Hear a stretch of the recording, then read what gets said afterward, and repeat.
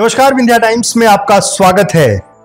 मध्य प्रदेश की राजनीति में जब वो दौर आया कि अब बीजेपी संगठन में तमाम बड़े फेरबदल करने जा रही है। पिछले कुछ महीने पहले जब प्रदेश अध्यक्ष पद पर हेमंत खंडेलवाल को तैनात किया गया, तब से लेकर ये चर्चा थी कि अब जल्द ही हेमंत खंडेलवाल अपनी नई टीम लेकर मध्य प्रदेश में काम शुरू करेंगे और उसको लेकर लगातार मंथन चलता रहा। कई दौर की बातचीत हुई, बैठकें हुई, फीडबैक लिया गया। दिल्ली में शीर्ष नेतृत्व को इस कॉन्फिडेंस में लिया गया कि किन चेहरों के साथ नई टीम तैयार की जाएगी। अब तक पूर्व प्रदेश अध्यक्ष, वर्तमान में खजुराहो से सांसद वीडी शर्मा की टीम काम कर रही थी उनके साथ। और जब ये ऐलान हुआ कल कि ये चेहरे मध्य प्रदेश में हेमंत खंडेलवाल की टीम में होंगे, प्रदेश उपाध्यक्ष, प्रदेश महामंत्री, मंत्री, कोषाध्यक्ष, तमाम उन पदाधिकारियों का ऐलान कर दिया गया। सबसे ज्यादा चर्चा इस बात की शुरू हुई कि विंध्य, जिसका प्रतिनिधित्व भोपाल में कितना बड़ा है, मध्य प्रदेश की राजनीति में कितना बड़ा है, विशेष रूप से भाजपा में कितना बड़ा है। विंध्य जिसने पिछले कई दशकों से जो परिणाम रहे हैं वो भाजपा के पक्ष में बड़े स्तर पर रहे हैं। बीजेपी के लिए यह कहा जाने लगा कि कभी समाजवाद और कांग्रेस का गढ़ रहने वाला विंध्य अब बीजेपी का गढ़ बन चुका है। तो सबको यह उम्मीद थी कि जब ये सूची आएगी तो उसमें विंध्य के तमाम नेताओं को जगह मिलेगी। संगठन और तमाम लोग जो संगठन से में हैं, पहले भी रहे हैं और आगे भी उन लोगों को यहां पर जगह मिलेगी। इस सूची में जो बड़े नाम हैं और जिन नामों की सबसे ज्यादा चर्चा है कि इन नामों के बावजूद क्या ये जरूरत बीजेपी संगठन को या शीर्ष नेतृत्व को या प्रदेश अध्यक्ष और प्रदेश संगठन जो महामंत्री होते हैं, जिनके ऊपर बड़े दायित्व होते हैं, जो निर्धारित करते हैं, उसके बाद जो टॉप लीडर्स हैं उनसे डिस्कशन करके ये सूची तैयार होती है। तो क्या ये समझ में नहीं आया कि विंध्य जो ब्राह्मण बाहुल्य क्षेत्र है, वहां पर रीवा, सीधी, सतना, उसके बाद मऊगंज, मैहर, ऐसे तमाम, जो मऊगंज और मैहर को लिया जाए तो ये नए जिले हैं, इनको भी अगर काउंट किया जाए तो क्या यहां पर योग्य लोग भारतीय जनता पार्टी में नहीं थे जिन्हें प्रदेश में महत्वपूर्ण जिम्मेदारी मिल सके। ऐसा मैं इसलिए कह रहा हूं क्योंकि जो सूची है, उपाध्यक्ष अगर आप देखेंगे तो रणवीर सिंह रावत, कांत देव सिंह, ये सिंगरौली से आते हैं और किस तरह कितना कंट्रीब्यूशन रहा ये तो बीजेपी संगठन से बेहतर कोई नहीं बता सकता कि कौन से ऐसे मेजर अचीवमेंट जुड़े या फिर उनका कार्यकाल कैसा रहा। प्रभुराम चौधरी, शैलेन बरुआ, श्रीमती मनीषा सिंह, ये शहडोल से आती हैं।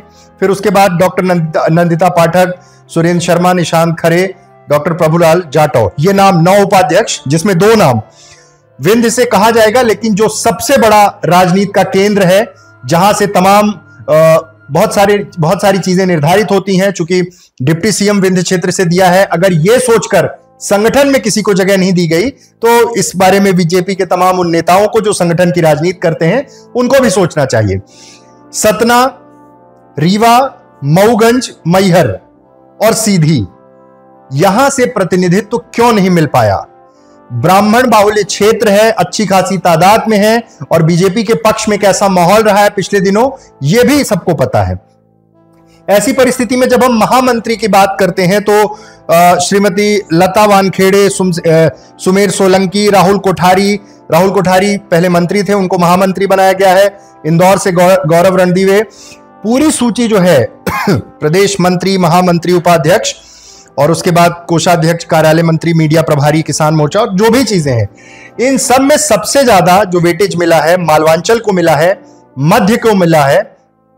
सिंधिया खेमे की बात करें तो सिर्फ एक डॉक्टर प्रभुराम चौधरी है सीधे तौर पर। उसके बाद बुंदेलखंड का भी प्रतिनिधित्व है, एक एक जिले से 2-2 पदाधिकारी बना दिए। लेकिन क्यों जरूरत ये नहीं समझ में आई कि 4 ऐसे जिले, बड़े जिले, जहां का एक अच्छा खासा वोट बैंक बीजेपी के पक्ष में रहता है, जहां पर तमाम ऐसे बड़े पदों पर रहने वाले लोग रहे हैं और ऐसे तमाम ऊर्जावान नेता हैं जिनको प्रदेश में जगह मिलनी थी।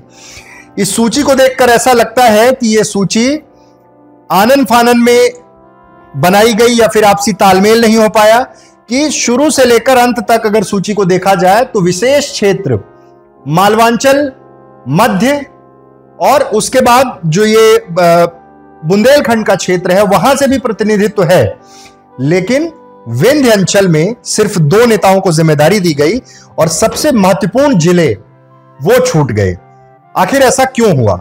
और वो तमाम नेता जो संगठन की राजनीति करते हैं, जो सत्ता के करीब नहीं है या फिर किसी पद में नहीं है, और जिनको हमेशा से ये उम्मीद रही कि संगठन उनकी सुध लेगा, संगठन में उन्हें जगह मिलेगी, वो कहां छूट गए?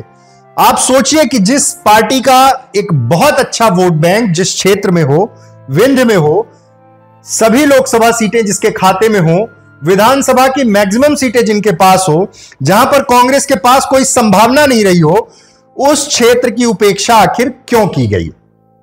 सीधे तौर पे यह कहा जाए कि खींचतान बीजेपी के अंदर भी है, और धीरे धीरे कर जब ये सवाल उठने लगे कि किसान मोर्चा, एससी मोर्चा, एसटी, पिछड़ा वर्ग, क्या कोई भी मोर्चा संगठन में भी जो अध्यक्ष है उसकी जिम्मेदारी विंध्य के किसी नेता को नहीं दी जा सकती थी?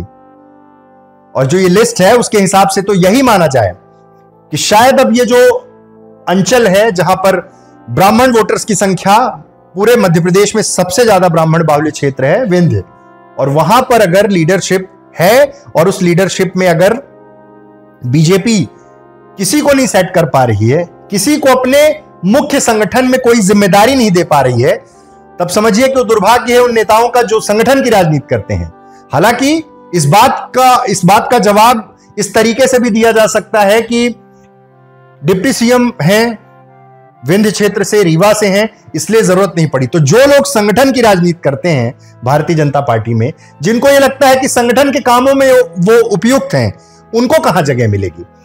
और विरोध के स्वर धीरे धीरे कर ये समझ में आने लगे कि आखिर ऐसा क्यों हो रहा है। तमाम कुछ पुराने लोगों को भी जिम्मेदारी मिली, और प्रदेश अध्यक्ष अगर किसी दबाव में है, भारतीय जनता पार्टी के प्रदेश अध्यक्ष अगर अपनी नई टीम अपनी सहमति से लोगों को कॉन्फिडेंस में लेकर नहीं तैयार कर पाए, तो इसे क्या माना जाए?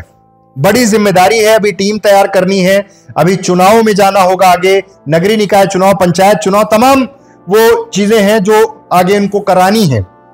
और उन परिस्थितियों में क्या रीवा, सीधी, सतना, मऊगंज और उसके बाद मैहर, ये जिले छूट जाएंगे क्या? क्या इन जिलों में संगठन की जरूरत नहीं है क्या? बात प्रदेश नेतृत्व की हो रही है कि प्रदेश में जो पदाधिकारी बनाए जाते हैं वो इस अंचल से क्यों नहीं बनाए गए। द पॉलिटिकल अड्डा सोशल मीडिया में एक बहुत एक्टिव पेज है, अलग अलग नोट पर वो खबरें दिखाते रहते हैं। उन्होंने अपने सोशल मीडिया हैंडल पे लिखा कि भाजपा नेता गौरव तिवारी का मध्य प्रदेश भाजपा का प्रदेश महामंत्री बनना लगभग तय था।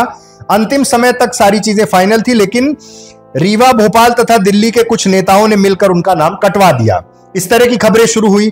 ये खबरें इसलिए शुरू हुई क्योंकि जिन नेताओं की स्वाभाविक दावेदारी थी, चाहे सतना के हों, चाहे रीवा के हों, चाहे मऊगंज के हों, चाहे फिर मैहर के हों, सीधी के हों, आखिर ऐसा क्या हुआ? प्रदेश महामंत्री सरदेंदु तिवारी रहे हैं सीधी से। पूर्व नेता प्रतिपक्ष, वर्तमान विधायक अजय सिंह के खिलाफ चुनाव लड़ते रहे हैं। 2018 में चुनाव जीते, 2023 में हारे, उसके बाद भी ये जिम्मेदारी रही। तो आखिर उनको फिर क्यों प्रमोशन नहीं दिया गया, या फिर ये कहा जाए कि उनको प्रदेश उपाध्यक्ष क्यों नहीं बनाया गया, जबकि महामंत्री थे? हो सकता है प्रदेश उपाध्यक्ष बना दिया जाता, संगठन में कोई और जिम्मेदारी मिल जाती और संगठन के कामों को लेकर प्रोएक्टिव भी रहे।